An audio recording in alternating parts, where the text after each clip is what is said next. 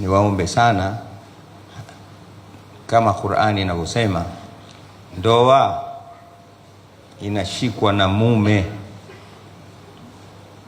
Kilichokuja kwenye Qur'ani, vocabulary iliyotumika ni amsik alaika zaujaka.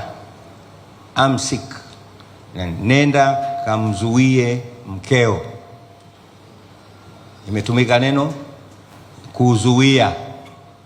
Al-imsak ni vocabulary ya Kiarabu yenye kumaanisha kukikamata kitu kwa akili, busara, weledi, nguvu na umakini mkubwa, ndo al-imsak. Na ndio ilotumika hapa wakati mnaozeshwa, uzawijuka ala ma amara Allahu bihi min imsakin bima'rufin au tasrihin biihsanin. Kwa nendeni mkawazuie wake zenu. Kwa nini Mungu katumia neno mkawazuie? Tayib, namalizia. Mwanamke kabla hajaolewa ni mtu anayependa zaidi kuolewa kuliko mume kuoa. Ukitembea huko mitaani, mabarobaro na vijana wanaotaka kuoa na wanaotaka kuolewa, nani wana hamu zaidi? Utakuta ni wasichana. Wao ndio wanapenda zaidi kuolewa. Lakini ajabu, akiingia kwenye ndoa tu, yeye ndio anaotaka kuachika. Hata jambo dogo tu, siku umemtizama vibaya, hana cha kukwambia isipokuwa atakwambia niache.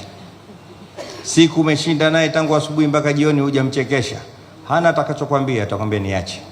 Yani hana silaha nyingine, silaha yake niache. Wana kisa changu nakitoa siku zote. Mimi nikiswalisha pale msikiti wa Kichangani siku za nyuma. Siku moja nimeshuhudia tukio la mzee ambaye zaidi ya umri wake Sheikh Abdul Qadir.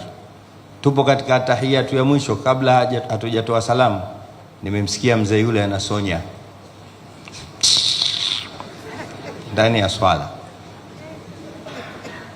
Sikuweza kumuuliza pale kwa sababu tuna swali, lakini baada ya swala tu nimemuuliza, mzee vipi, salama? Akanambia salama tu. Vipi?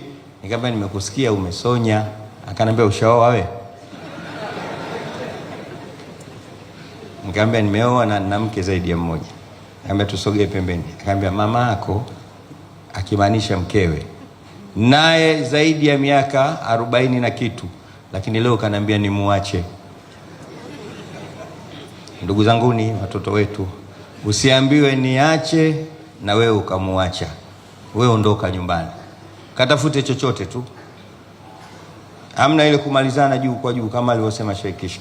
Na hilo mtaliona tu siku ya kwanza, ya pili, ya tatu, nataka wanja sina, niache. Kwa hiyo msifanye hivyo.